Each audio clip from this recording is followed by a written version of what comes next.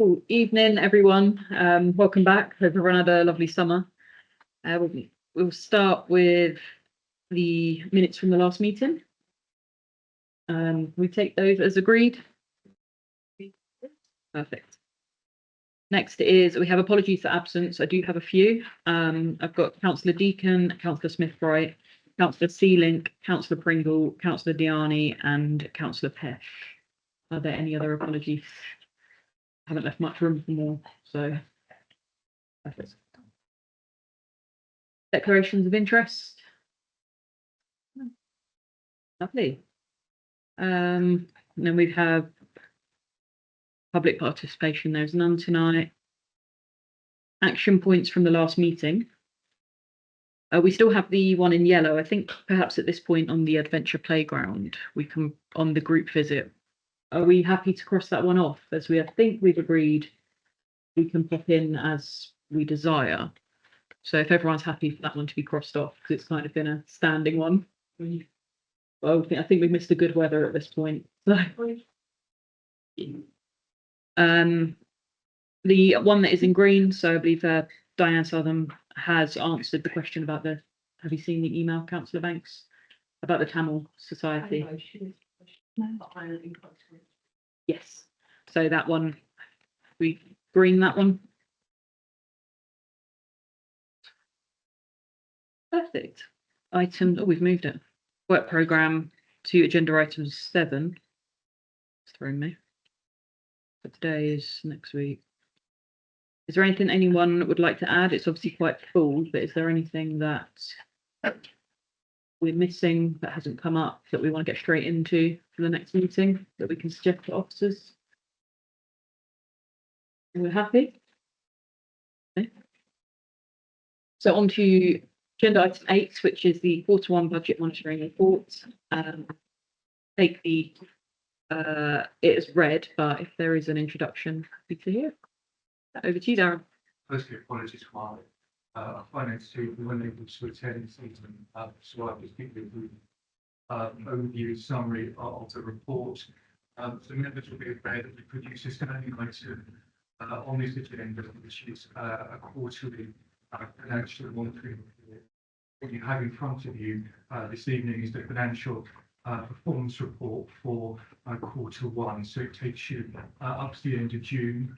The first part of the report looks at our operational day-to-day budgets, and you will see that those budgets are split between general fund and the housing revenue account.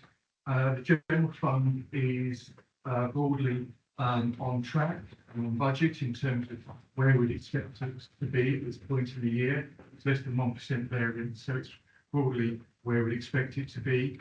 There are pressures within the general fund, mainly around temporary accommodation and homelessness, and those are pressures that are being experienced by all local authorities. We're doing a lot of work around how we can address some of those pressures, reduce costs, but also provide better solutions for homeless households. Those pressures are offset by savings on other budgets, which gives you overall a picture. In terms of the housing revenue account, which is the other area of day-to-day spend, you will see there are some pressures there. Again, they primarily was focused on our responsive repairs work, and in particular, the work we're doing to tackle damp and mould, and there's a considerable amount of activity taking place in that area. You can see that there is a cost pressure there, but it's offset by savings found in other areas, particularly on our income budgets. So overall, the net position is a small overspend of nearly 160, which we will look to manage. You've also got capital budgets here, which are the major works budgets. There's a very small variance on our CCTV budgets here in terms of our upgrade programme. That just reflects the phasing of the work. There's a bigger variance which is to do with one of our contractors going into liquidation, and we're currently working through a process to bring a new contractor on board and that's simply that we have to reprofile that spend, and that relates to being which is set out in the report. But generally, you'll see the conclusions there are that we're on budget overall. There is obviously specific reasons where we've had to reprogram budgets. Happy to take any questions. If they're of a more technical nature, I might refer them to the finance team to respond to, but members do have questions. We're happy to hear them and cover them if we can. Thank you, Darren. Anybody got any questions? Staff? Councillor Symington? Yes, thank you for your report. I think I've got 3 questions. One is on the damp and mould. I don't think we've got a portfolio holder here, but I wanted some background because previously when this came up in the previous administration, we were told that damp and mould was due to people using public wires and windows. But in this report, it refers to there being reasons, deeper reasons for damp and mould. Could you give a little bit of detail on what is the and what you're doing to that? Of course, through the chair. So, damp and mould is a broad term that refers to a number of issues impacting the investor. So it is not simply to do with it, it's having to do with occupancy, and some of those occupancy issues might be to do with overcrowding. And so the issues that we can deal with through a rehousing solution for that household. You may have property related issues. So at the moment, when we look at our trends in terms of the responsive repairs and things, we're seeing a high number of roof related repairs. What we're looking to do, as well as address those issues directly, is look at the investment we're putting into our planning programs of roof replacement works. There are also complex issues to do with the age of our properties. Many of our properties now 60 to 80 years old. They're coming to an age where they're failing in many different respects. And we are using technology sensors to monitor the problems people are experiencing in terms of damp and mold in the properties, so we can make sure we have a full diagnosis of them. We have a process where we will not close a case until we've closed it for resident satisfaction. So we're doing lots of monitoring to make sure that we have correctly addressed the issue.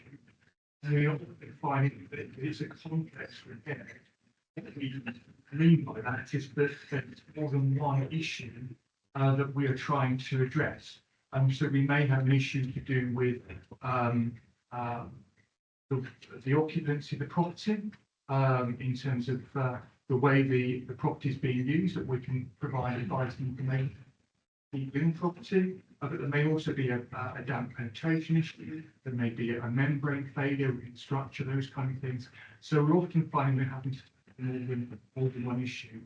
We do track these things, and we have a monthly management report shows all the cases and the stage they're at.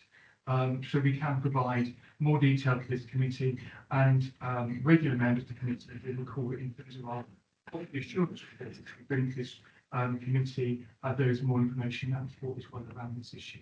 Hope that addresses and gives you more of a kind of flavour of the kind of work we're looking at. It is more complex than you originally.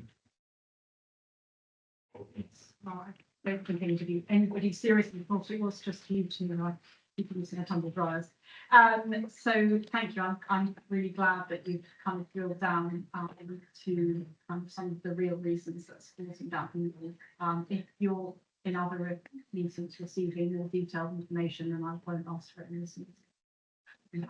Yeah, just to read the reports and present. I don't know because I don't regularly read reports.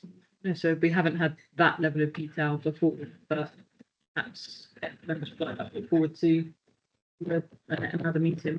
Can I just add, in your plan on item 9, appendix B, There is, you go into that report when you have time, or if it's of interest to you, you will find there is a specific slide within that, which covers more of the data and reporting that I was referring to around damp and mold. So if you wish to, for your own reference purposes, when you have time to look at it, you will find that it's contained within that report. And it is slide, it's page 16 of that slide.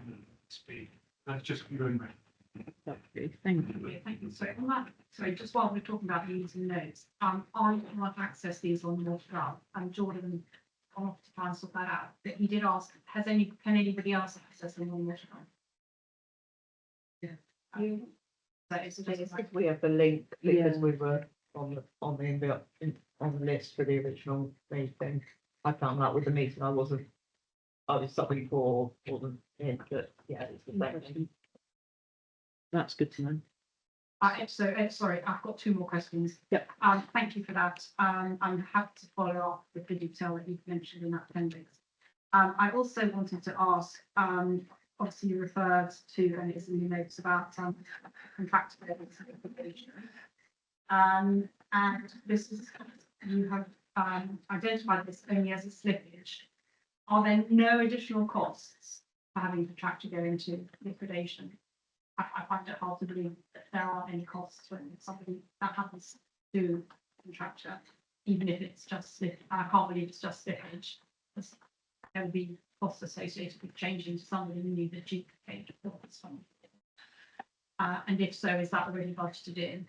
And then as a supplementary question, what do you do in terms of contractors to make sure that they reduce the risk of contracting with somebody that actually isn't financially viable in the long term and therefore able to deliver on this? So I'll stay with this question, but if I can just start by saying we currently go through the process in terms of looking at how we take this forward. We're confident we can come up with a solution. That solution will then need to be reported through the cabinet. At that point, with that report, there will be a reassessment.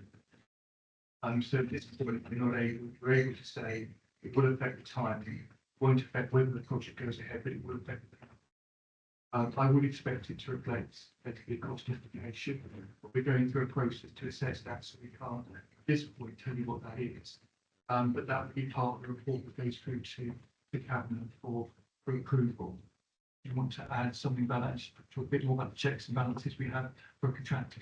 Yeah, sure. So I'll give you a little bit more information in terms of, you are right, there are additional costs in terms of appointing a new contractor, which we're just concluding the negotiations with, and that's going to be reported to cabinet ultimately in November cabinet.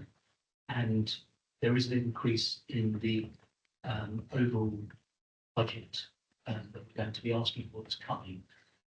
But there is a couple of buts. Firstly, we have warranties and bonds against the original project. So we're anticipating recovering some money once the project is completed. Secondly, when we went to approval for cabinet to appoint the original contractor, we had an approved budget, it was agreed.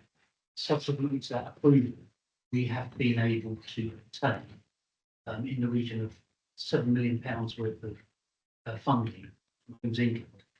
So that will be entered into our report that's coming to cabinet in November. But we've got a construction project that started, there was some work done, and of course there's an additional cost, new contractor coming in to sort of pick that work up, plus material costs have increased. So your point's right, there is an increase, but actually I'm anticipating the overall budget might be less because we've got this funding.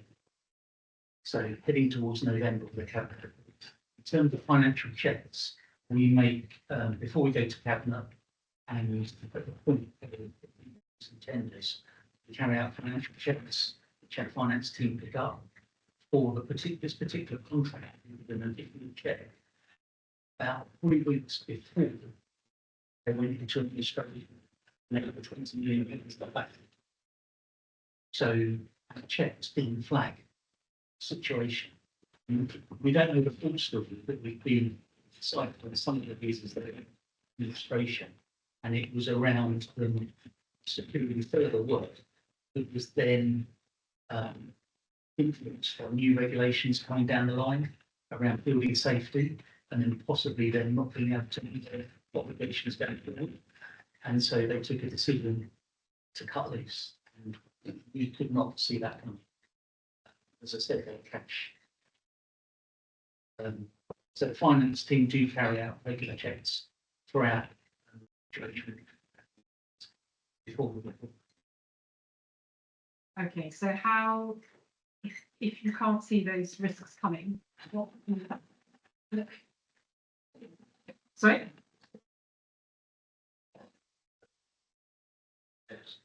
The risk.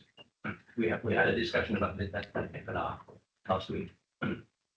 Yeah, so we have bonds and warranties, but yeah, that's one way to protect ourselves. But yeah, our finance team carry out the checks. That's as much as we can do on their financial records. Okay, so I accept that I have to accept that, and we have to accept that this is just a risk that the council takes, that you contract with people to do with businesses. To go through a procurement process, and actually there's the only safeguarding is the bond. There's no safeguarding against them walking away from a contract because they're wanting to liquidate. This is a case of administration. We do have a robust procurement procedure where we do try and check the integrity of the contractor, but this particular situation was just unpredictable. We just, the industry at the moment, it's not the only contractor that's gone under. Couldn't predict it. There's nothing we could have done reviews and tried to look at lessons learned. There was nothing we could have done to avoid that situation. Is it those lessons learned that will be taken to Cabinet in November? Will that document be available? So the report that will come into Cabinet will be about appointing. So is there, sorry to jump in, is there, I think this is kind of backing on to what Councillor Simpson's asking, is there the reflection on this? Is there a report that will be available for us to look at? There's not a written report, but we can make sure that finance comment on the checks and balances that are put in place for this new contract. Yeah, but because perhaps if there are new laws that have come in, perhaps maybe there's the things that are in place could be changed, strengthened. I don't know. Obviously, I haven't seen, but perhaps that's a. We can pass that back to our finance colleagues to make sure that is effective. Thank you. Did you have one other question? My last one was thank you for that, about the staffing pressure. I can't immediately find exactly where it's written, but it's to do with metering staff. That's significant pressure, I think 300,000.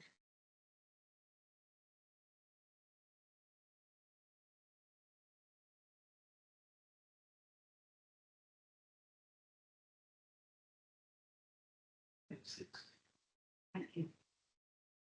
5.6.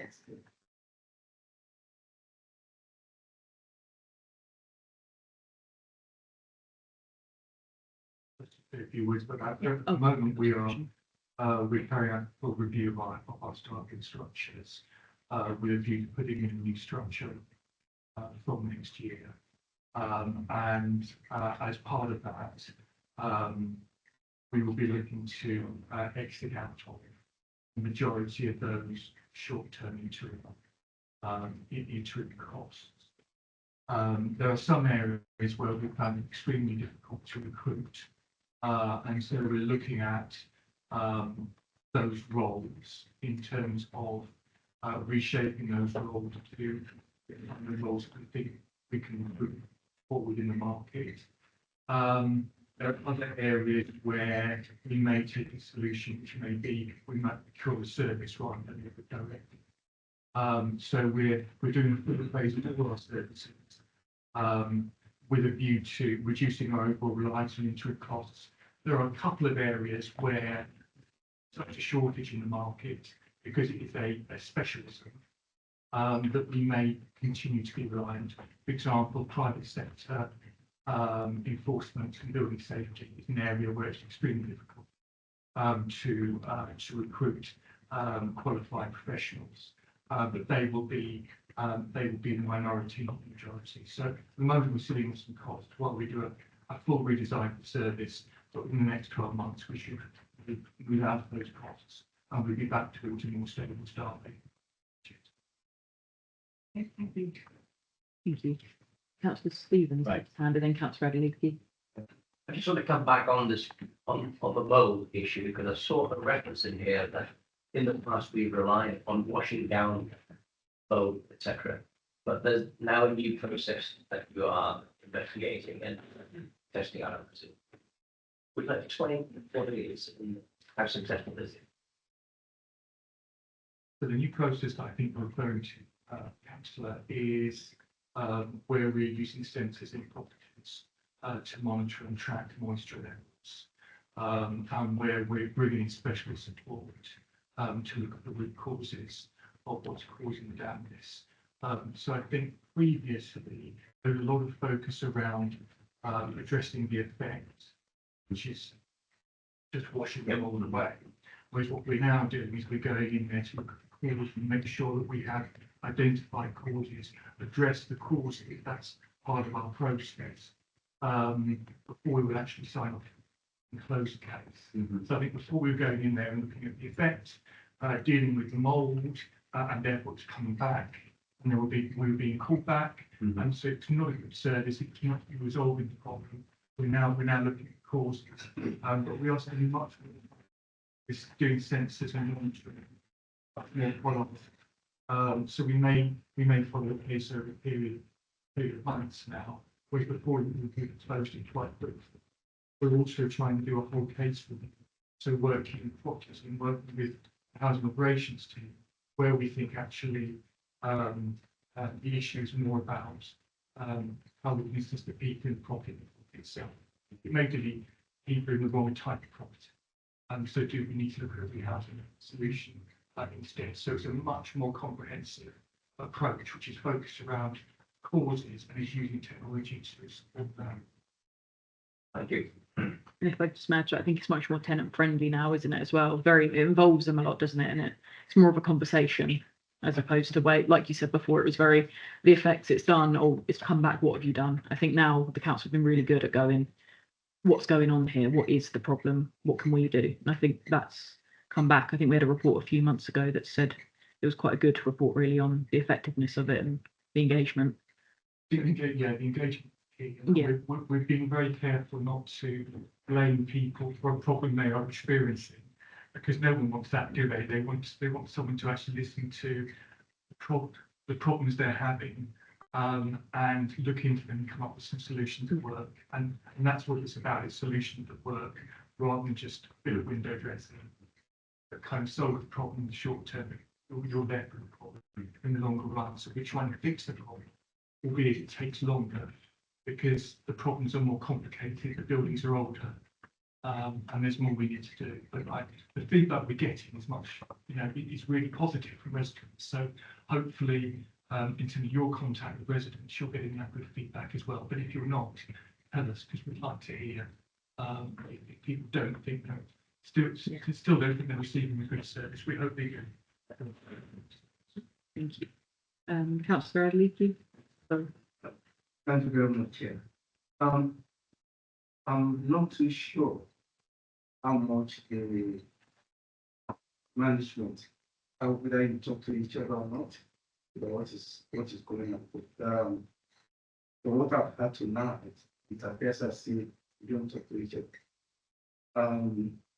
Because the question on the contractor that was raised tonight, that was highly debated at the finance committee last week.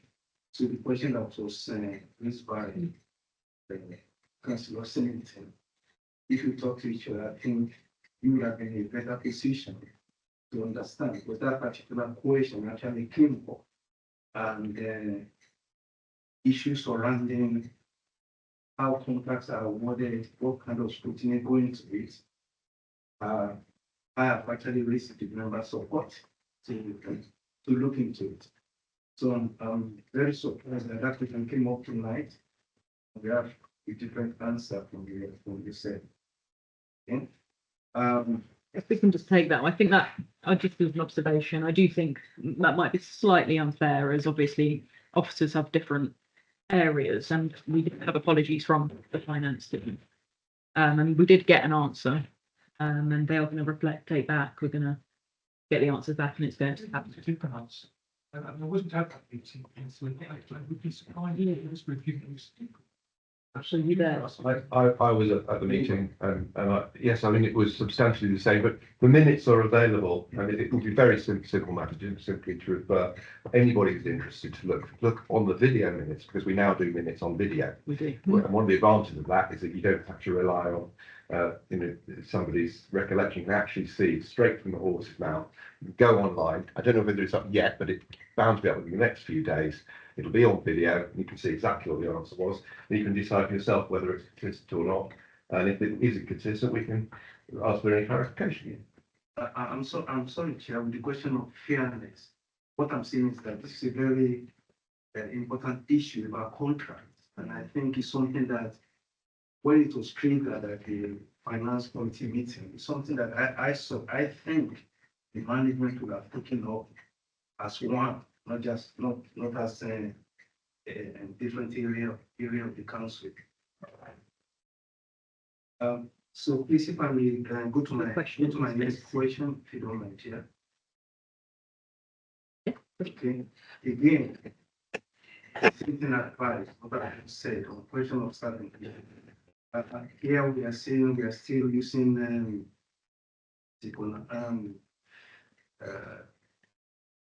temporary staff. Okay, at the finance committee meeting, we raised the question and it was confirmed that staffing situation is now at an acceptable level. I think we were there. Yeah. So which gave us the impression that we don't have any temporary staff or anything within the council at present. So what we are told at the last one was that staffing level is now at an acceptable level, which is different from what we are reading here. If I could just respond to the chair, I don't think it is different, because again, you were commenting on the meeting I wasn't at, but I think because I've seen similar reports for the report I think you're referring to, I think the committee would have been advised that staff levels are at an acceptable level in terms of turnover. So it's the turnover is not high. It's within the kind of turnover we would expect, but it still means we have vacancies. It still means we have hard to fill posts. Now, if your turnover is at, say, 25% of the vacancies, that's a problem. If it's within, say, 12%, I'm just giving you some numbers, now to give you an example, then that would be again what you might expect to see. So I think at any one point in time, you will expect there to be turnover, and you will expect there to need to be a need for agents to cover in key areas so we can maintain our residents' services. It's about whether that is excessively high in terms of how we're managing those costs. So I think we're saying that actually turnover rate is not high, but we still have a hard to fill areas, and we still need to maintain services to our residents. So an example for you would be our cleaners. Very important service for our residents. Colleagues next to me who will confirm it's hugely difficult to get those vacancies filled. And therefore we do have to look at a range of agency solutions to support them to continue to maintain a service to residents. But it does not mean that overall our staffing figures are high or our use of agencies. And I think that is the point I've made. There's a wider context. Please, Chair, can I just move to the next?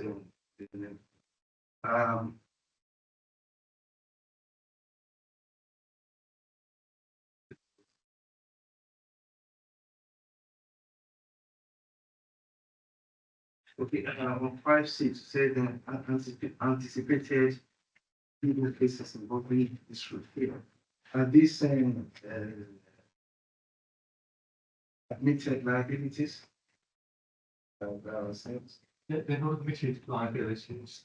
They're where a claim has been made of housing disrepair against the council.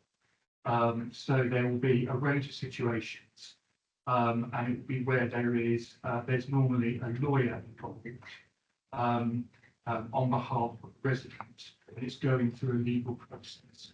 It doesn't mean that we'll accept the claim just because it's a legal process.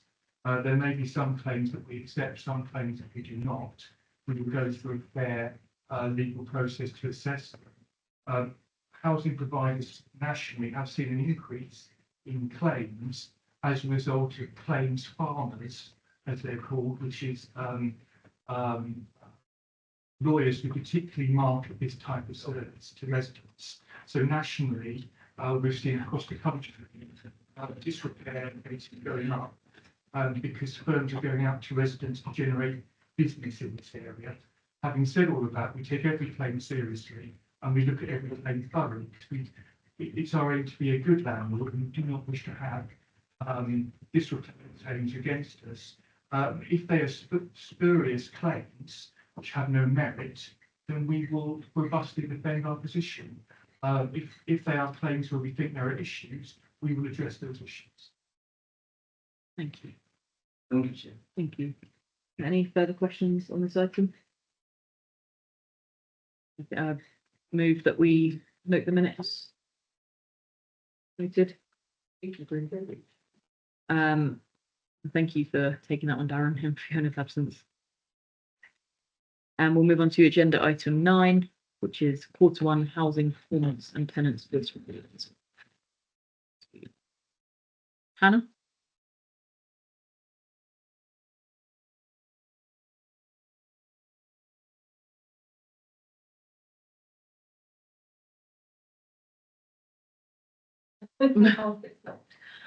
Bear with me, I'm just loading the slide deck whilst that hopefully load.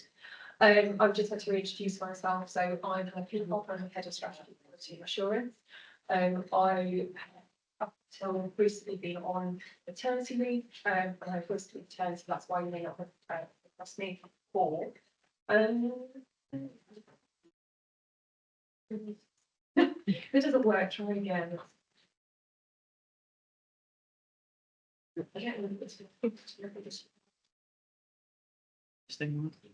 The screen works. Pretty, isn't it? Oh, that's better.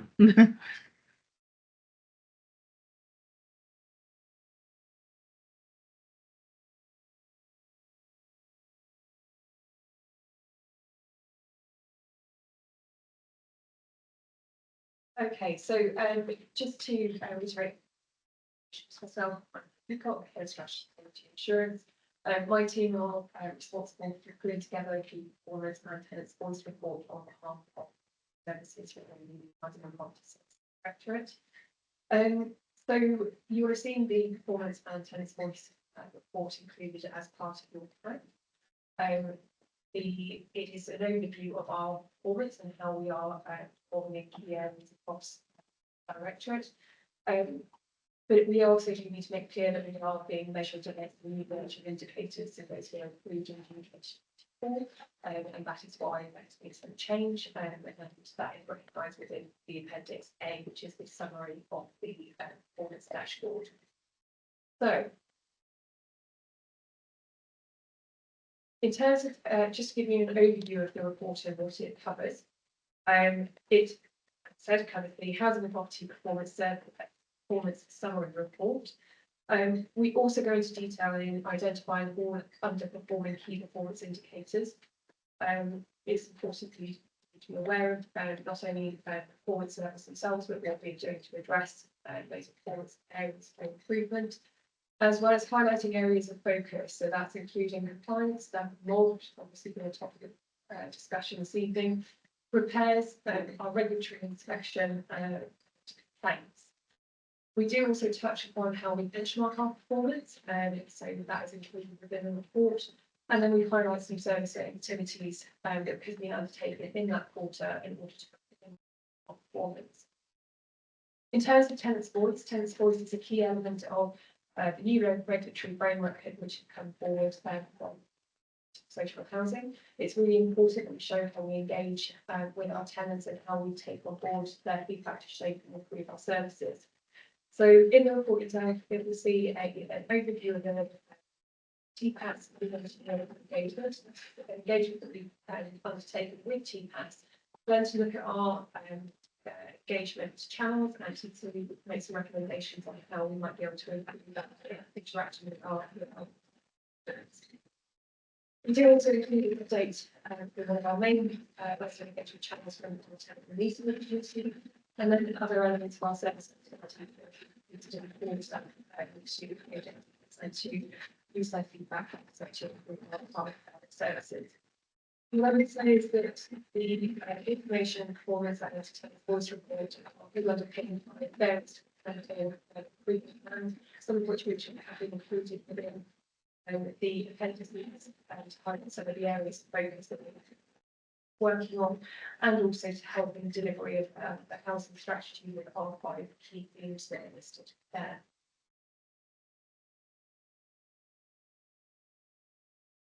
So we wanted to make sure that we have drawn your attention to the red indicators that were highlighted within the one summary report, which is in appendix A. So I think, as I said, topic of discussion this evening, the percentage of open and damp and mold cases exceeding 100 days. As we have explained, there is a new approach which is being modelled. This was highlighted in the previous quarter's performance report around our approach of taking longer to keep those cases open to ensure that the actual case, the actual reason why the damp is resolved. The rent collected as part of as percentage of rent owned is also a red indicator. It is only 1.1% below target, and we have been reassured that this is common at the beginning of the financial year. However, the performance is still being tightly monitored by the service area, and they are also trying new ways to collect that rent to account different ways to do that. And then the third indicator is around percentage of estate inspections during the period. There have been significant recent pressure in that particular team, which has meant that they have refocused their priority as focus areas to ensure that is completed as the priority. Finally, we've got the last 3 indicators. The number of empty homes brought back into use. There is a recommendation within the report in order to change the measure to operational tracking measure, i.e. without the target. As I said at the beginning of the report, we have reviewed our key performance indicators that were approved in June 2024. As we are to the list of reporting against these indicators, it gives us an opportunity to reflect as to whether or not we have the right indicators or how we are approaching those indicators, collecting that information, and that's why the recommendation has been put forward to change it to take away the target. Then we have antisocial behaviour case handling. So there has been a data handling error, which has unfortunately skewed the results for this quarter, and that is being picked up internally. However, there are still expected challenges with performance in quarter 2. I wouldn't normally have drawn your attention to this the data handling issue, because we expect that challenge will continue in performance. To just the resourcing position as well, and that has been included. And then finally, percentage of respondents satisfied with complaint handling. Again, you will see further detail within the complaint report, an area of focus within the performance report, that the significant work is being undertaken by the responsible repair team holding the to account. So we have seen a reduction in over repair jobs reduced by 44%, which is a key cause of complaints. So we are expecting to see complaints coming down. So just to touch on some of the areas of key focus, I won't go into some details, I have the reports in front of you. We do have a high focus on compliance. The hour and services contract has been mobilised in this quarter, and the compliance report is available for you in Appendix B. We've discussed Temple Mould, so I won't go into any more detail on that. Responsible cares is actually an area of success. As I said, we have seen a 44% reduction in overdue jobs, and further details of the reserve improvement plan included in the Appendix B. Linked to aspects of cares, I do think it's important to highlight one of the other areas of focus within the report, which is around complaints, as I know that's an area of key concern. So whilst we do still recognise that in the last quarter we have had 186 stage 1 complaints received, and of those 110 were related to responsive repairs. What I would say is that you can see the complaint, the satisfaction handling around responsive repairs has markedly improved. So just to elaborate on that, we have a system called CX Feedback, which generates an automatic response for an automatic survey sent out to residents who have received a responsive repair. Those satisfaction survey levels are going up, and that is included within the report for your awareness.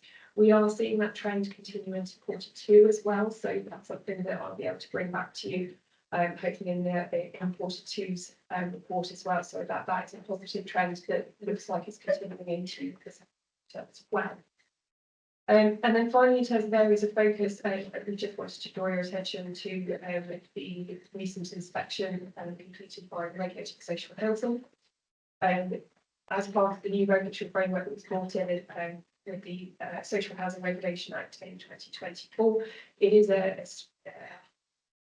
stricter regime that we are now adhering to. So the Regulator for Social Housing came into an inspection. It's the first of the batch of inspections that they have been completing. On that, they have a grading from C1, which is absolutely no real areas for improvement, down to a C4, which is significant issues and intervention required. We were awarded a C2 grading, which is an excellent rating for being in the first batch of authorities to be inspected, and something that I think is something that we include across the directorate. So just to touch on the tenants' voice of part of the so just to highlight, as I said, the TPAS, the Legislative Engagement Project, has been undertaken. They are now building a recommendation and engagement structures that bring in some of the recommendations from their review, and really looking to implement that into our service areas. I mentioned CX Feedback, that's our resident engagement platform. Very powerful tool that really allows us to dig into the data. The teams that are engaged to show the analysis. I will touch on this briefly in the next item as well, but they have also been engaged to deliver the 2024-2025 ESM survey scores, so that will provide continuity of service. And as I've highlighted, I think it is clear that we are gaining a better grasp of the complaints. There are green shoots that are starting to appear around our performance that, like I said, will be expected to continue into quarter 2. I'd also just like to highlight, you'll see in the report there are various resident engagement events that have taken place over the last quarter. I would like to highlight that we have a housing open day that will be coming up on the 14th of November. We held this last year, which was a great success, and we are really looking forward to delivering as good, if not better, with open day this year, and we are keen to promote that with yourselves to get more constituents to come along.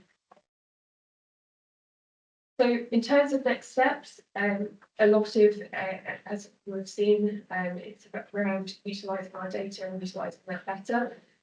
We are improving the quality of the data that we are collecting, and we are working to deliver reports that are bespoke to tailored to key audiences, and then embedding that across our service to collect that real-time data, and it will also enable bespoke communications to our residents. And then finally sharing this report and the works within it with our housing transformation and improvement programme, and aligning the work within the improvement plans within that programme and the continuing and emerging needs of the business. Okay, so yeah, that is the report that I presented to you this evening. You will have seen the key recommendations that are available in it. That's your stuff for questions. Thank you, Hannah, and welcome back. Thank you. Would you just, so with the, if there's any questions on the rating, the C2 rating, would you rather take it in this item or the following item? If there are any, preempting. Councillor Banks? Selected moment, but page 43 is it decent homes? But as in nice homes, decent. Right. Where is that? Decent home failures. There's some there where residents have refused to accept the works that are needed, and it's just been recorded that they have refused. I'm just curious to know what sort of works they are. So that's the compliance report. Yeah. Oh, sorry, I'm on. That's actually. I'm not quite sure what all the SCS and HHS are. I'm quite sure what the initial stand for, but just some residents are refusing decent home works, in which case we move on and record the address as a refusal. I'm just curious to know what sort of work that is that's being refused, just as a. Yeah, can I make a quick comment on that? So, decent home standard could involve replacing the kitchen and bathroom. We sometimes find that when we contact residents, They love their kitchen. there are things happening in their lives, which means they don't want work to be carried out at that time. So they ask for it to be reprogrammed, and we're happy to accommodate their wishes. What I wanted to add, though, was that if there's ever a hazard or a health and safety issue, we will always prioritise that.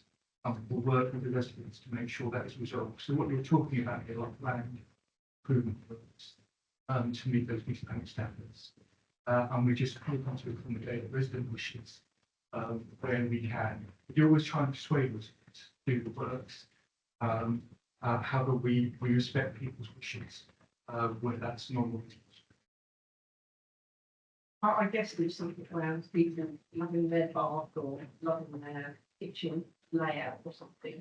They're not wanting to change, but we're trying to upgrade it to something more modern or more robust or whatever. There's definitely something about that. But I mean, we've also got our decarbonisation programme, where we've been carrying out greener homes works to properties. We've been doing roads and streets and found that within perhaps a cul-de-sac, you might have 3 properties that they don't take part in the works. So a lot of it is to do with people's preferences and whether the works are inconvenient. We always try quite hard to persuade people. Oh, of course. Because it's about the property, and about their quality of life as well. But, we respect people's choices. But I wanted just to assure the community in the Surrey Council that we always prioritise and make sure they get done any works we think has. It's just a formal question. I'm so sorry. It seems like I've moved off that one slide, but I have written on before. I've just noticed here that you've got an issue with actually community centre and gaining access to it. And as a public building, I'm assuming that they're more to do with sort of health and safety inspections you've not been able to carry out. Is there any urgency in progressing that to either closing it because of safety or getting in there?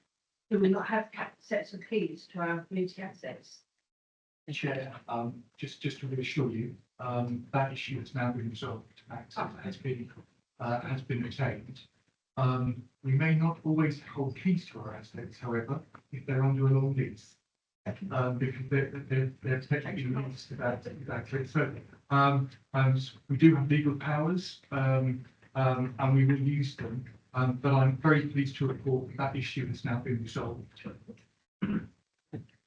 Thank you. Thank you for asking that as well, because we did have a discussion about that, because I was quite interested, and Yeah. I did think, But it just seems that it's a public building. I think they may not have regional change or. yeah. So we can assume the next one will be a nice little 100 then, Legionella.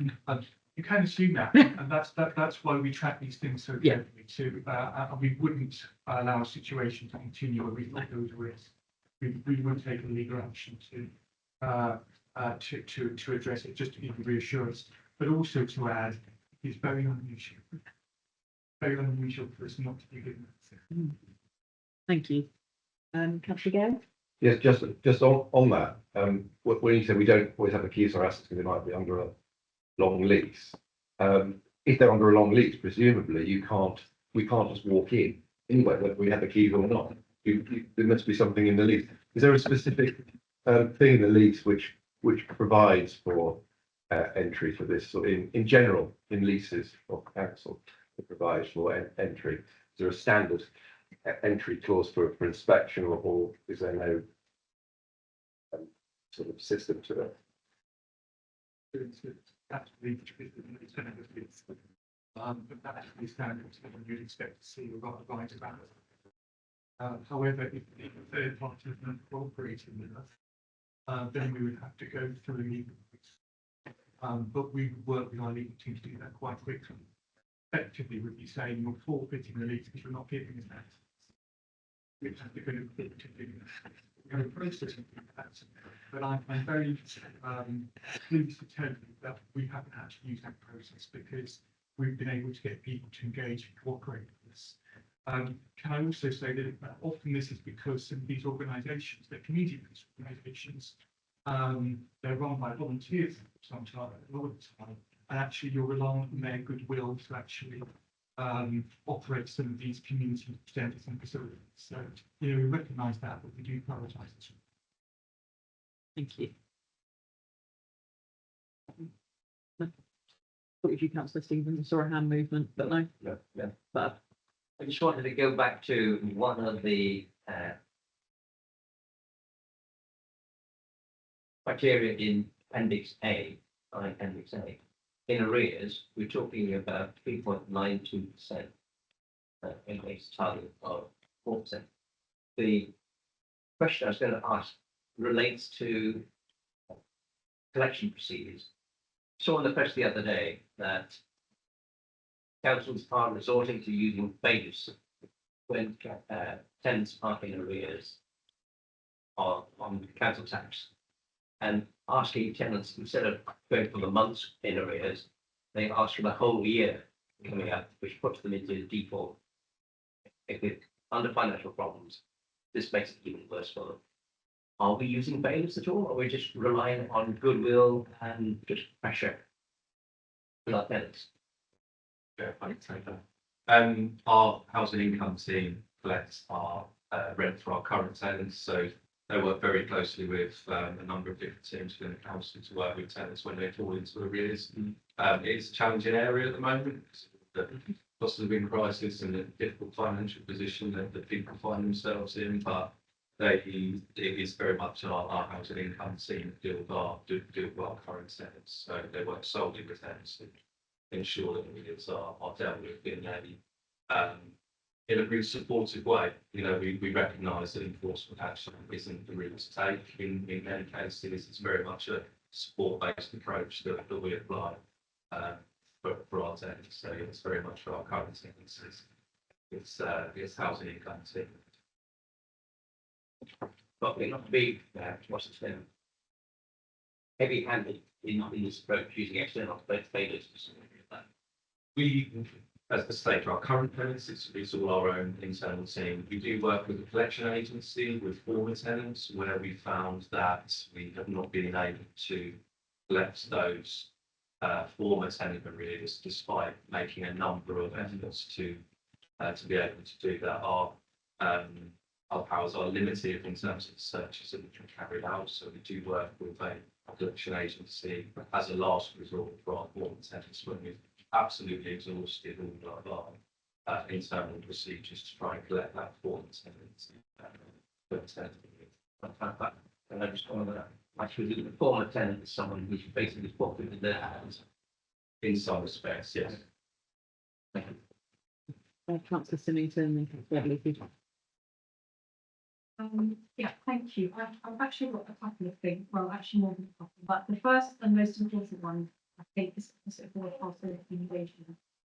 Is I don't understand, and I'm sorry, it's because I don't not really on this committee, what an operational tracking measure is for empty homes.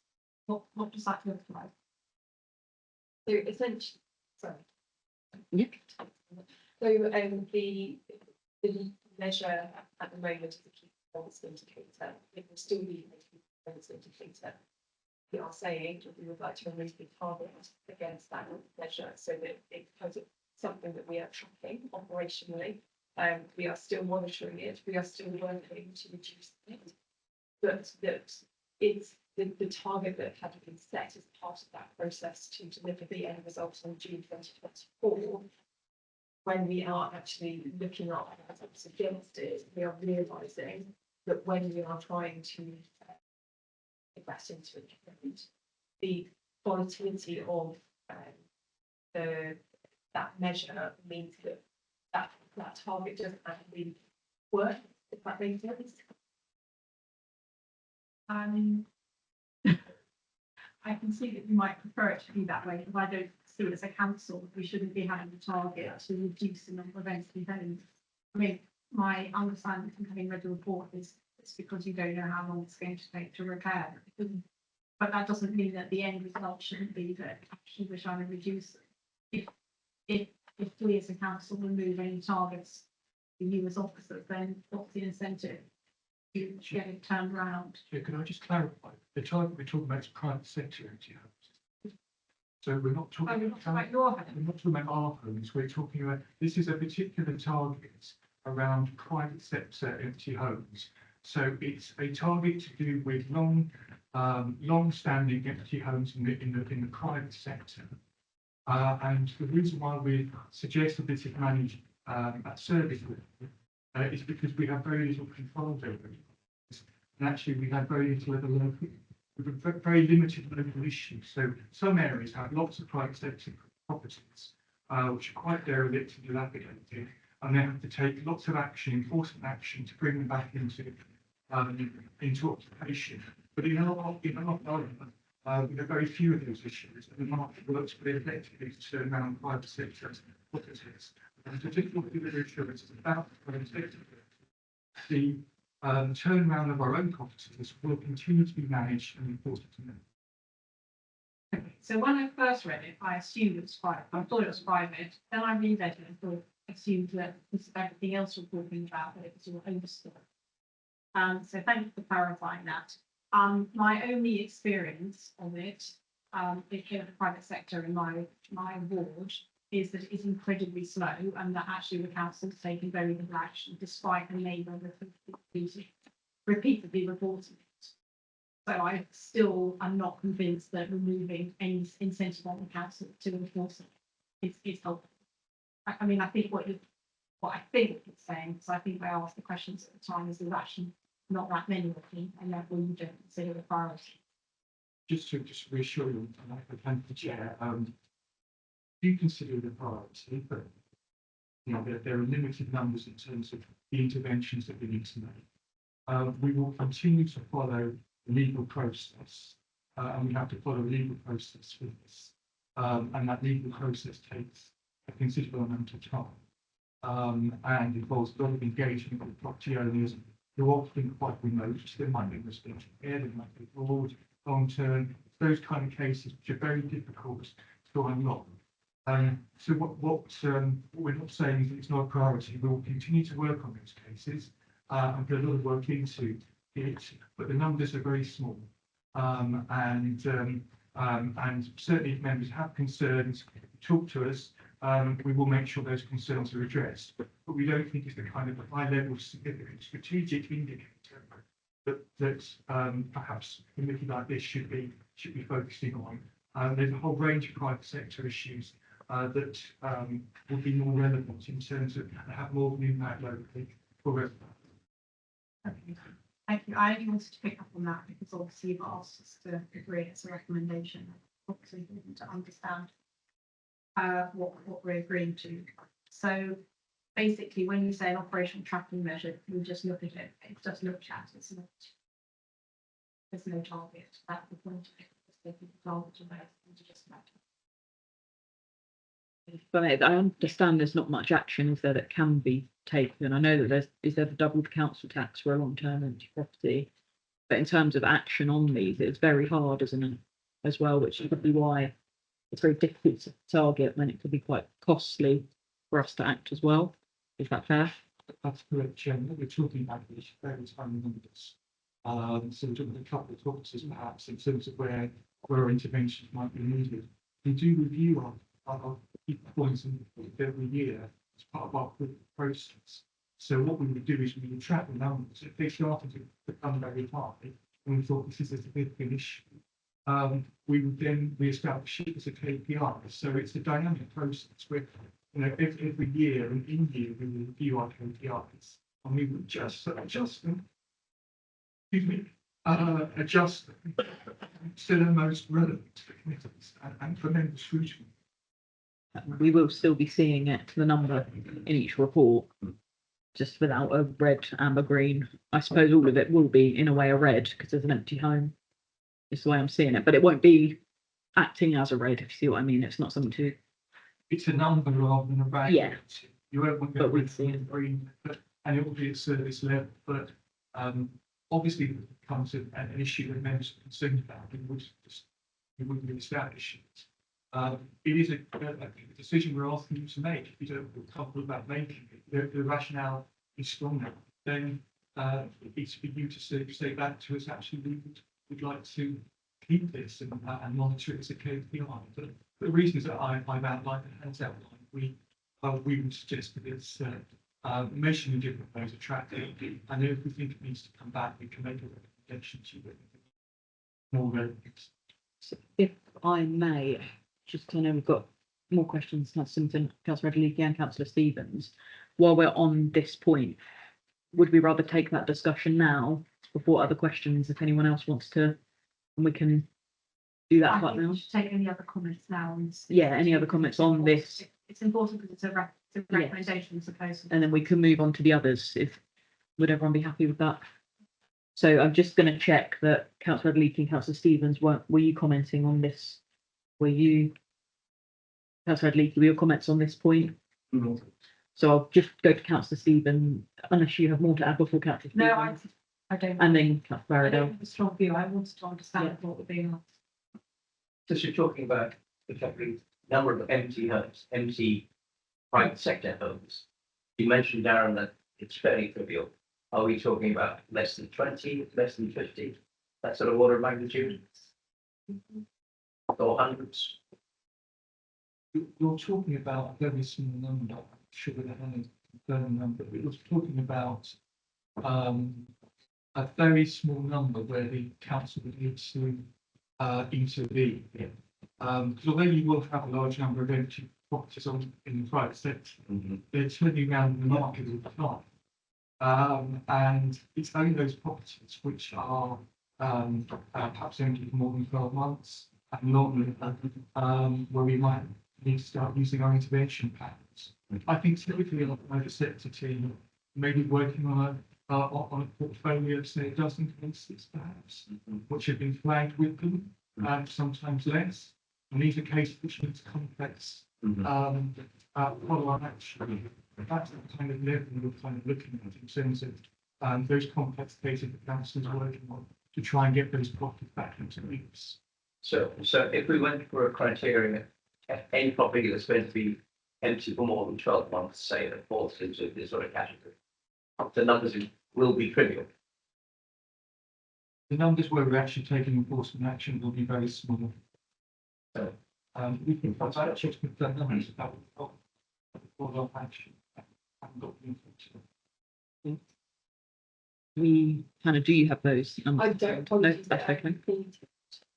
Moving slow to react when I'm looking through, so apologies, I will need to have that information. Thank you. Councillor Barrow, do you want to come on this? Yeah, I was going to ask, the numbers still being tracked then and still being monitored, then what benefit is there having that number and not reporting it as a BPI? So it will be reported, but just tracked. We'll see it, but there's not going to be the reg rating of. So it's still come to. It will still come to us, yeah. But we want to report but without a follow it.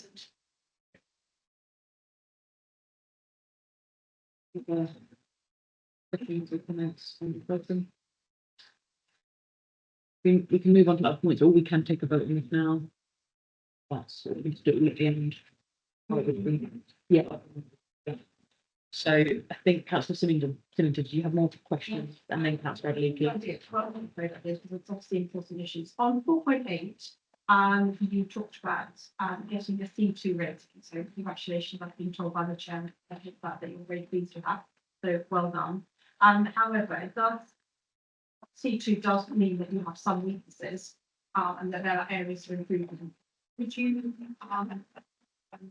sorry if I've missed this in some of the bits of the report, but could you give a bit more detail on those areas of people in our accounts? We want to take this one, Hannah, or Darren?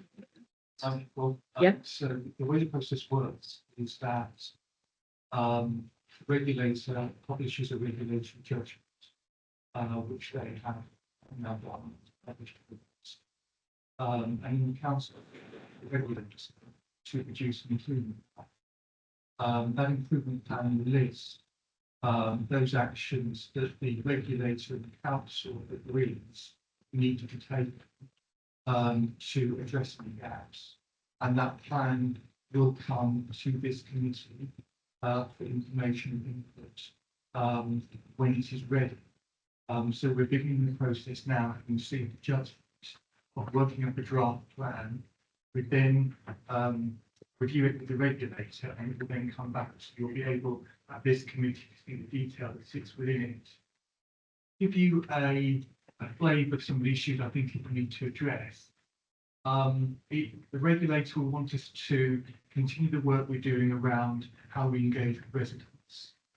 We want to look at how we engage with a wider cross-section of our residents, including young people who are underrepresented in our engagement structures typically. Regulator will want to see more analysis of data, profiling of our residents, particularly looking at equality, diversity and inclusion aspects of that data and how we use it. I think there's also likely to be a focus around whether we can speed up some of the work we're already doing around areas such as stock condition surveys. So there's been a huge amount of work on that over the last couple of years. Over 4,000 surveys carried out in that period, but we've got 10,000 properties, so there's still a long way to go. So I'm expecting the regulator to say to us, well, we've got a plan to do that, but can we bring it forward? Can you do it more quickly? So that's just to give you a kind of overview of what I think some of the areas are the regulator will want us to address in that plan. But as I say, you will get the detailed plan here and have an opportunity to look at it too in terms of reassuring yourself as a committee that it's doing. Thank you. So just to be clear, so this is a bit like a CQC report, like for housing. So it's an external person who's coming, who's going to compare what's formed elsewhere in houses against all of the metrics. And so do you have an initial report back on that goes with that rating?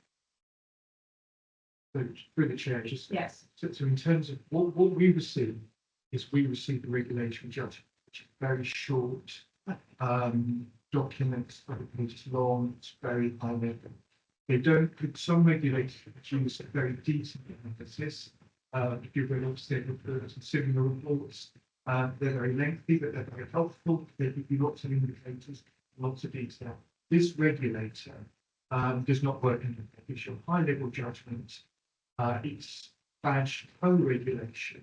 And what the regulator means by that is it wants to work with us to produce those actions in that plan. So the details formed through discussion with the regulator rather than a formal documented report. Thank you for clarifying that. Now, in talking about that, you actually touched on one of my next questions, which was the stock condition surveys within the last 5 years. That actually comes up as a green. It's 55% against a target of 57. I'm not sure how that classifies as green, but fine. But 57% seems like a very low target. It feels like we should be targeting that 100% stock condition survey in the last 5 years. So going forward, we are targeting. That's what the regulator would expect. I think just to reassure you though, we do something called cloning because many of our properties are the same property types. So you can take one property type, and if you've got the property details, you can then extrapolate that over a much wider group of properties. But yeah, you're quite right. I think it should be 100%. Typically, though, social landlords have worked on sample surveys, so that hasn't been the guidance in the past. A sample survey has seen, because of what I've described in terms of cloning, has been seen as perfectly legitimate. But in terms of current government guidance and the new regulatory requirements and consumer standards, there clearly is a requirement to actually have full 100%. That's what we're able to do and do it quicker. There is also a new requirement around people property. That's really having really good quality around who's behind the front door, as well as the front door itself. And that's an area where I think we need to do a lot more work in terms of really understanding our residents and their demographics and needs. So there's also a related piece of work there which is equally important around the people that live in the properties. And we can do a lot more, I think, in terms of bringing that data together as well. There will be a cost implication to doing stock condition surveys more quickly. So we're currently looking at that in terms of how we can accommodate that within our budgets. But I would expect that to form part of the human action. Thank you. I just have one other question. In this 17 high priority, we don't identify what they are, but there are 17 high priority actions only planned, not undertaken in category 1 buildings. What are they likely to be, and when they're only planned, what's the time frame for them taking place?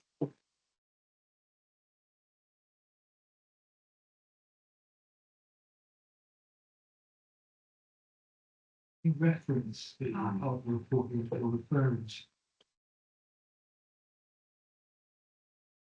It's in the one it's 5 Is it on page 43?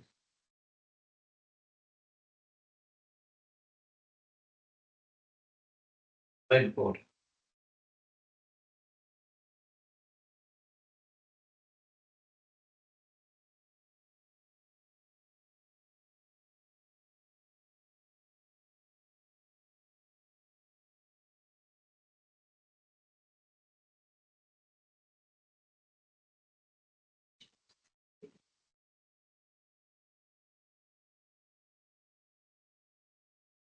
'52 has the high priority actions by building. Yeah, it's on page 52, building classification. So I'm thinking high-rise buildings. Obviously we've had reports about rental that's come out. We're all thinking, what are the unknown unknowns? What are the things we're missing? So I'm just asking. You've got high priority actions by building classifications. They take the highest risk building, and we've got 13 in progress. That's great. No, none open. 17 planned.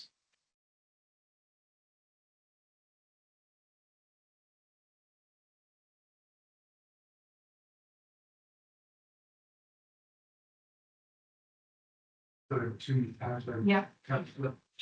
So I think this relates to the assurance, doesn't it?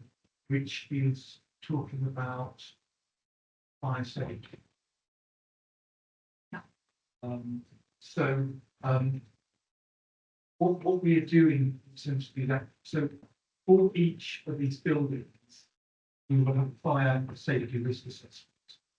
And then each of those buildings is classified by risk, as high-rise blocks being higher risk, small and lower-rise blocks being lowest risk. But we'd also take into account occupancy. And that determines the frequency with which we carry out the assessments. The assessments then comprise a whole list of actions, which we then prioritise in terms of their how quickly we need to carry them out. Some will be simple things, like, for example, the night signage we need to reinstate. And we would do that immediately. Some of them might be things that we need to do as part of the planning program. So we might need to do some drawings, and we put that in a broader program. So there'd be a whole range of grant actions that will be part of our programs. What we're trying to do on this high level report is just give a view about where that work is, so that there is some assurance that the work is being carried out, and that there are not large numbers of actions which have been reported that have not been implemented. And that was one of the issues that's come out of various reports to do with fire safety, which have been around organisations doing assessment and not following the actions. So this part of the assurance report is about demonstrating and visibility notice of those actions. But it'd be those type of actions we're talking about. If we find a serious issue or hazard, then that would be a high priority. Would be immediate action. Most of the actions are quite resource intensive and are put into programs because we need the economies of scale. Thank you very much. Those are the questions. Councillor Adeleke, thank you for your patience. So, thank you. Also, thank you very much for your report. I can't see any on here. Hello, Michael. It's a brilliant report. So much about that. I have any questions for you. This Chair, my question is general, it's outside what has been reported. We had a recent wave of riots about saying immigrants who are increasing social housing. Do we have any reported cases in that way at all?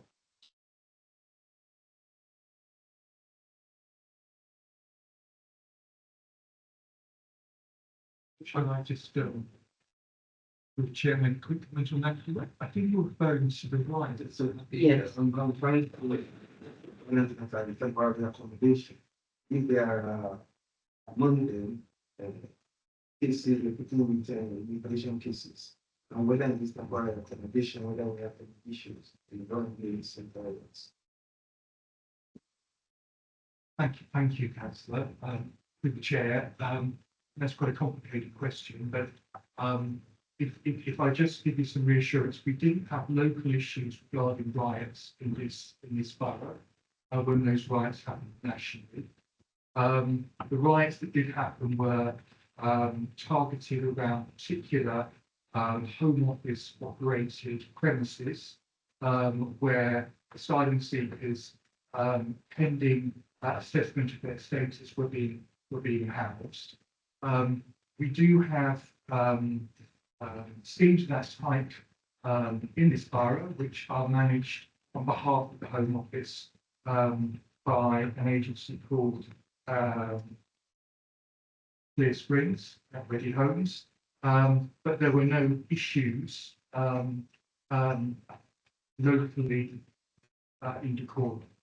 We do work very closely with the Home Office and their providers around risks associated with schemes of this time. And we offer support for our community safety team, and work very closely with the police and other partners to ensure that people, are kept safe. But I'm pleased to report that we didn't see the incidents that other places would. And the reason for my question was one of the very same I work, so I'm aware that everything was peaceful. And that is our information. Thank you very much. Thank you, Chair. Thank you. Pastor Stevens, could you? If I could, in appendix 9B on page 15, we've got a reference to the elms and the narrative. Do we have an explanation as to what we're talking about here?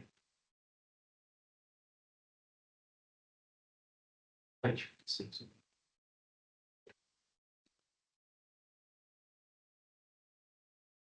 The turnkey design solution. So we have a, I'm sure people are aware of this building, but the reference, we're looking at a remediation of the building. Because the building is built with, a certain type of cladding, that, we would like to, be, removed and covered with, a more non-combustible material. So we've been doing some assessment around what we would do to remove it and what we would replace it.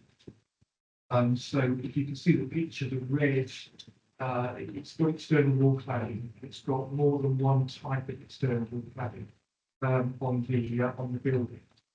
So we're currently looking at options to completely remove that cladding and replace it with a different type of material. A turnkey design solution is simply us commissioning someone to do an end-to-end solution for us. So they would design what the new wall system looks like, and they will produce something that will be then signed by the control. So it's just saying end-to-end solution. That's all I need. We will be producing some further information later this year, because we are working our way through a process to look at what we think the best solution for this building is. It's not just about the external materials, it's a whole new system. So it's about how the internal part of the system has been built. So it's quite a complex building. But in the meantime, we've put in measures to manage the building more intensively until we complete. Make sure we use. Thank you. Thank you. Councillor Santamaria. Just touching on that, just for clarity, I'm assuming Durkin are the company that built the original building, and that's why we're seeking a remedy from them. That's correct. That's correct. And we will, it's a matter that we've currently taken. But they will contract to construct the building. And therefore we will be considering our options in terms of how we recover additional costs that we will incur as a result of having to change the external systems. Any further comments or questions on this item? We've got two things to do here. So we do have the vote on whether or not we change the KPI to a tracker. So should we take that first? So I'm happy to, should we do a show of hands? Are you guys in favour of changing the KPI target to a tracker or the housing? Very good numbers. Okay. Thank you.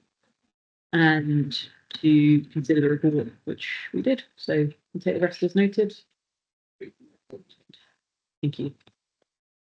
Chair, forgive me, thanks for jumping, because I just wanted to, during the course of that report, I remembered from the previous report, from the previous item when we talked about contract went into administration, the memory came back from the finance scrutiny committee, which I was on last week, I do recall that there was some extra information it might have said assist and you can check. But as I recall, that what the explanation given for was the contractor went into administration and had finished a certain stage that there was that was what was said about the reason why there were unlikely to be further duplicated costs because they'd got to the end of a certain stage.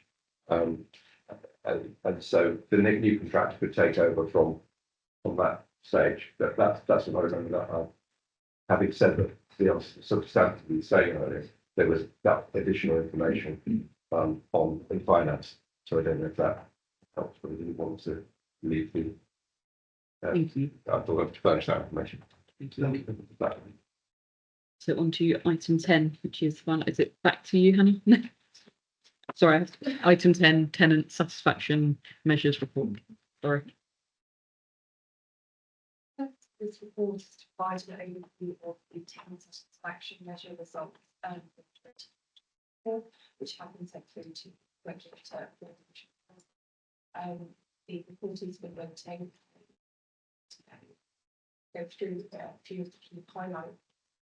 So the landmark social housing regulation act introduced a series of actions to ensure that tenants in social housing are suited to living quality housing and have access to help when things go wrong. So the regulator has also confirmed how it will regulate landlords against these standards, and the new tenant satisfaction measures are actually part of this new framework. So the tenant satisfaction measures provide the metrics to help demonstrate that we ensure tenants are safe in their homes. We listen to tenant complaints and respond promptly to put things right. We're accountable to tenants and treat them with kindness, fairness and respect. And we know more about the condition of every home that needs it. And finally, we collect and use data effectively across the range of areas of repairs. So, as has previously been alluded to in the previous report, we were among the first group of local authorities to be inspected by the this year. And this had a clear focus on the inspectors and the tenant satisfaction measures as well as the broader standards. So, as we've already discussed, the regulatory judgment was published. It was available online. Darren's referred to as a short summary statement of the key areas for improvement that we need to take forward. However, we are still reflecting that C2 is an excellent rating to start with, given that it's a new regime that we're being measured against. So just returning to the tenant satisfaction measures that the regulator of social housing discussed with us as part of their inspection. They come in two parts. So we have the perception scores, which are available A, and management information, which is available B.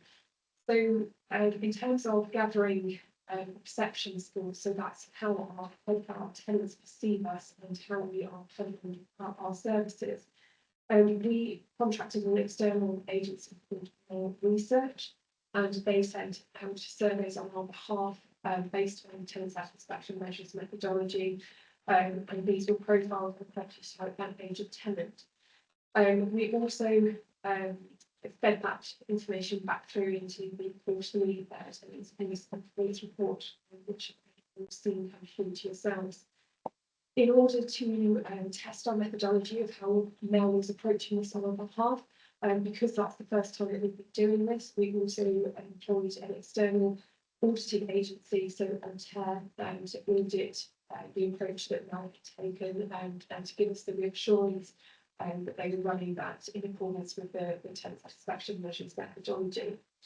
So the results have been uploaded to the regulator, and the results are in the process of being published. So we have come to you with our results, but we are hoping to receive the other results for other authorities in due course to allow us to do benchmarking and comparisons, and that work is to come as the results get published across the sector.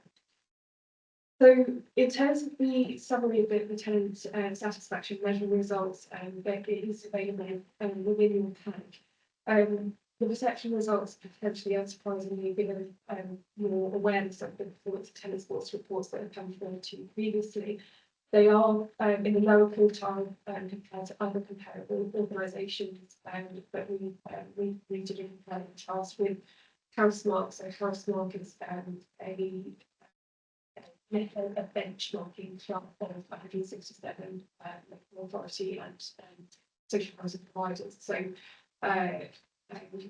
we are in the lower quartile when compared to the Housemark results.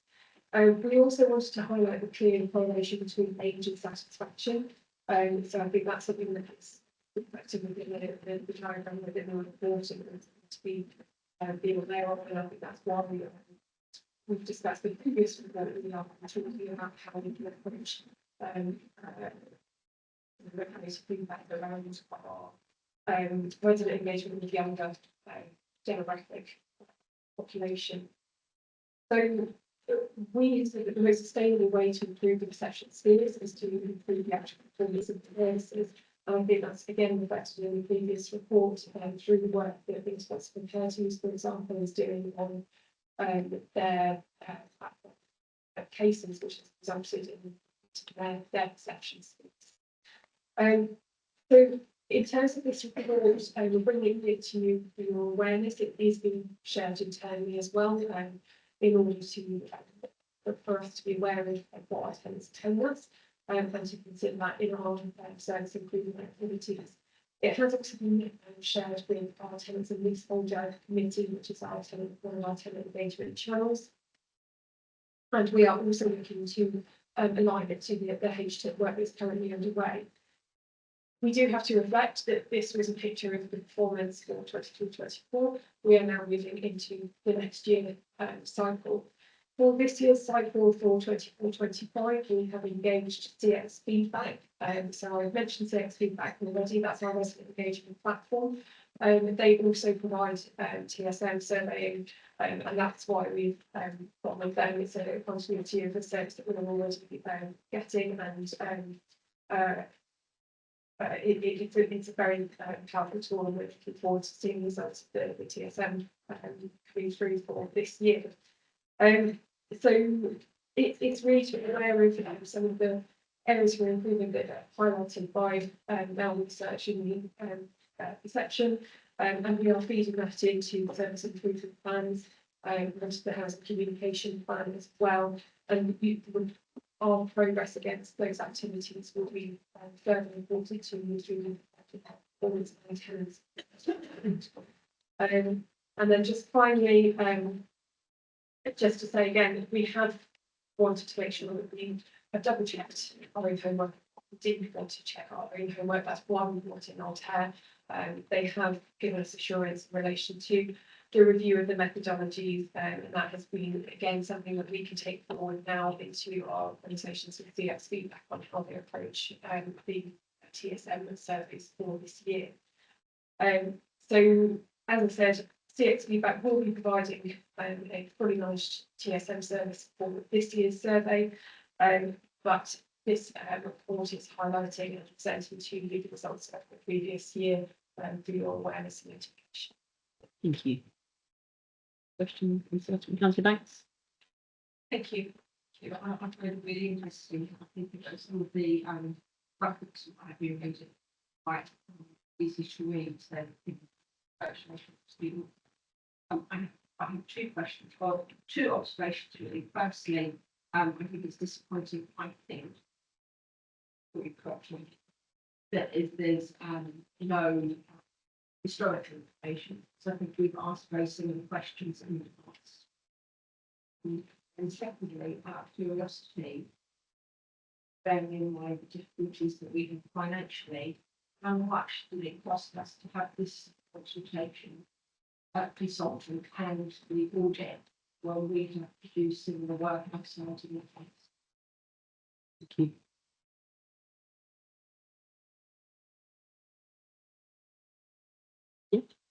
Just to get some clarification, do use this as we said now and again. I have been on maternity leave for the last year. So when we were talking in terms of that historical information, could you just yeah, I mean, we have conducted surveys, satisfaction surveys in the past, and it's a shame that we haven't been able to import some of that historical information so we can see if things are improving or getting more, or more reputation for general public.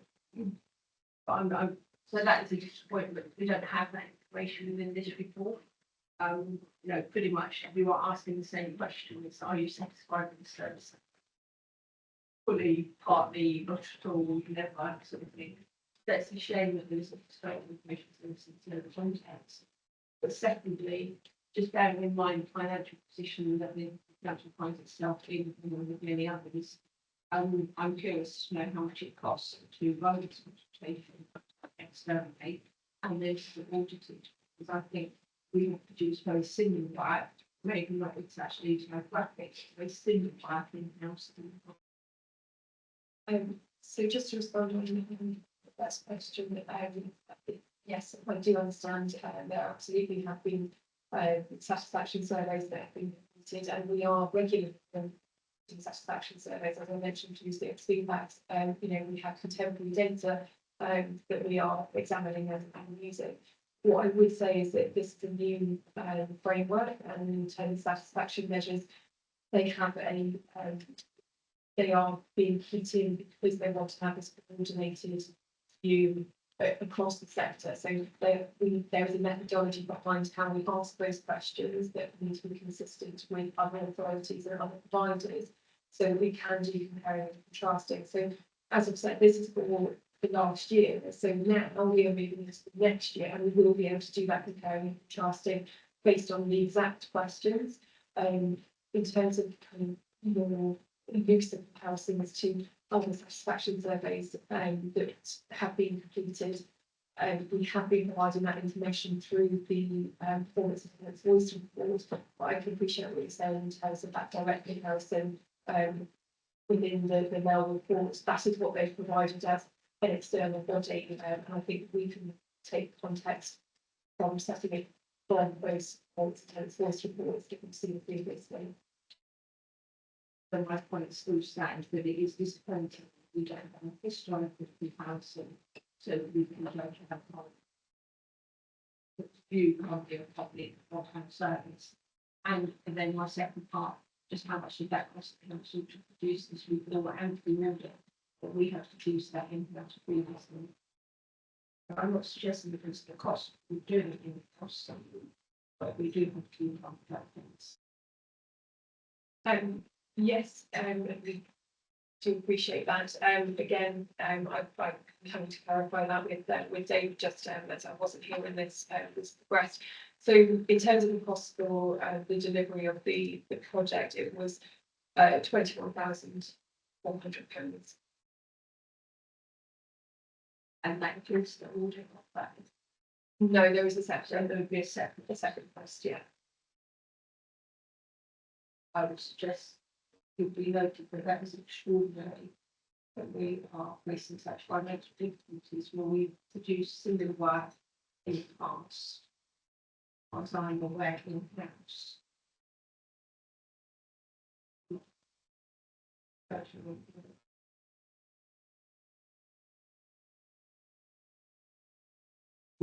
Maria, did you come in on that? Yes. Yeah. Yeah, so I was going to say, I mean, I think it's absolutely right to be keeping track of you know whether we're using public funds wisely.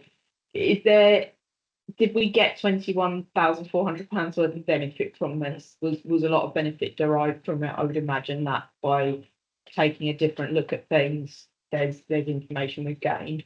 Chair, I think my point is that the look isn't that different. The graphics are, but the information isn't. That's the point that I'm making. Yeah, of course. But I think obviously there is this question here of the value for money is, do we feel that's higher? So I would be particularly interested coming off of that. And do we think the engagement was better because some people would irk away from an in-house, for example? So I think if we can go, then I will come to you. What's the go? Yes, so I think there is an added value of having an external agency to run that on our behalf. As I said, these are new indicators, it's a new framework, a new way of doing things.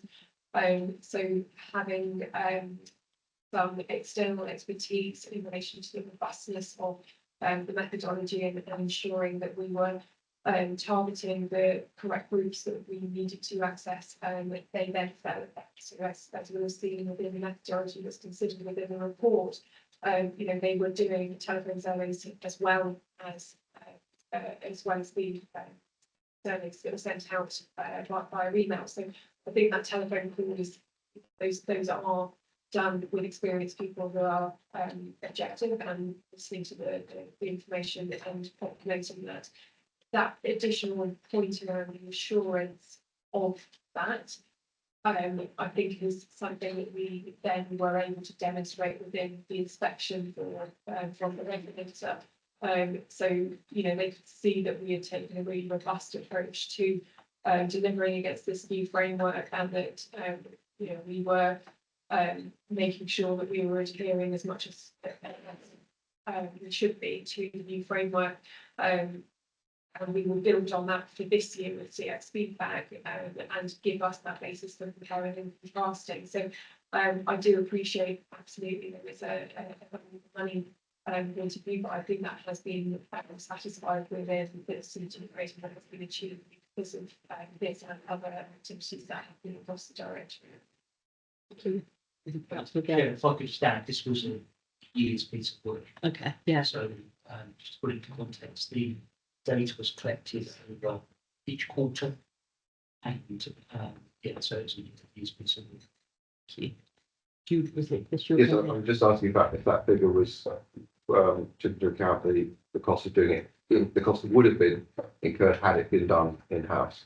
The crucial figure is the difference between the actual cost and the cost that you would have spent anyway if it was in-house. And I think that's an important point in that don't have that level of expertise available to deliver that size of project for a duration of a whole year. That the cost of employing that resource, I would say, I appreciate I wasn't clear when that decision was made, would be outweighed by the cost of bringing in an external agency.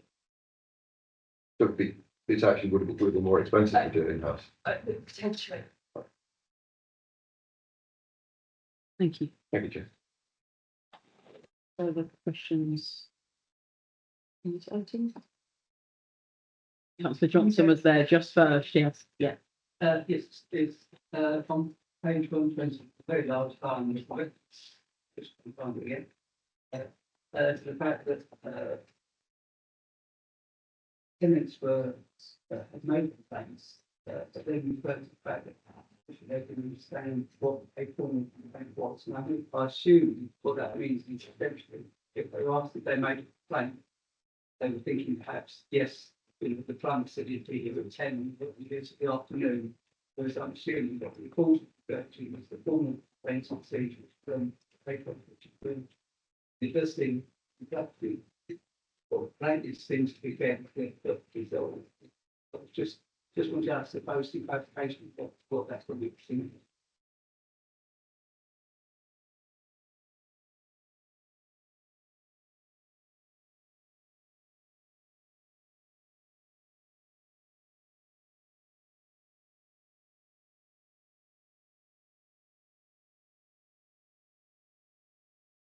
Big reporting apologies. So I'm on page Page 120. 120. Very last line, page 120. A misinterpretation of a formal complaint. What that might mean.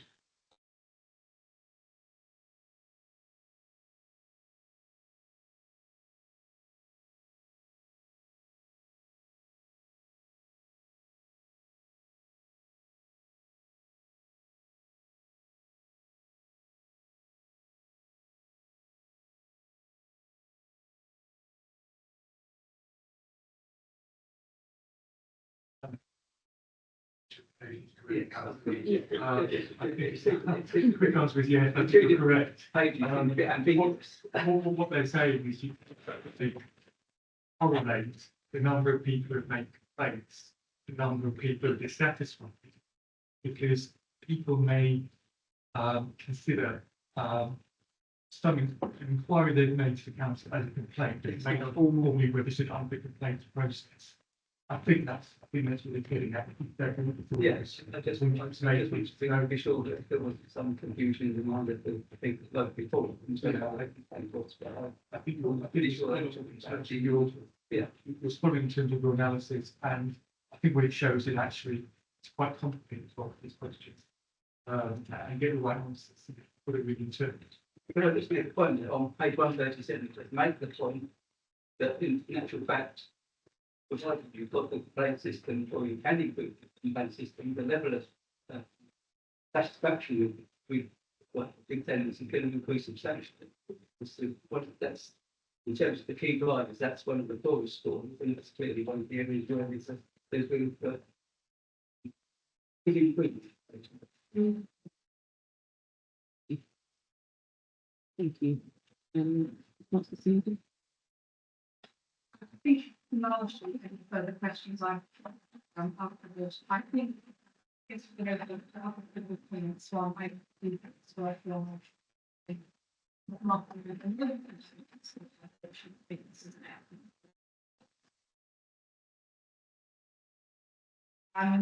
I think reading it, it's surprising that you want to see everyone.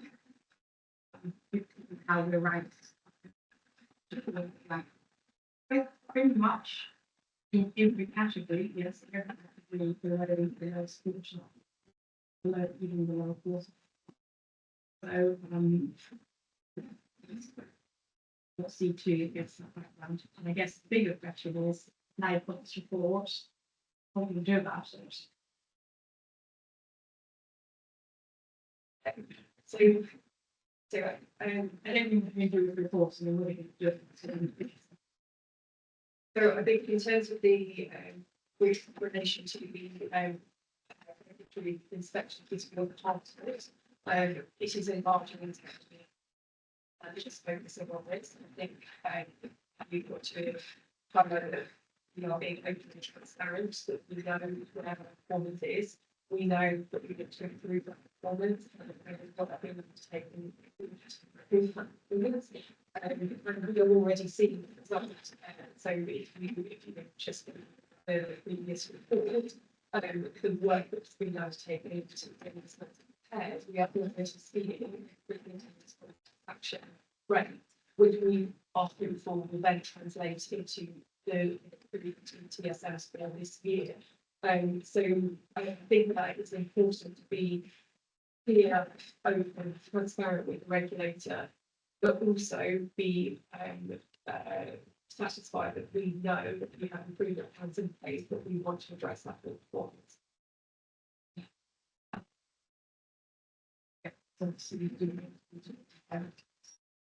And this helps identify exactly where that should be. Thank you. Just something that I think that sheltered housing needs to be doing some sharing with general. I think a really good result there as well for sheltered housing. But if there are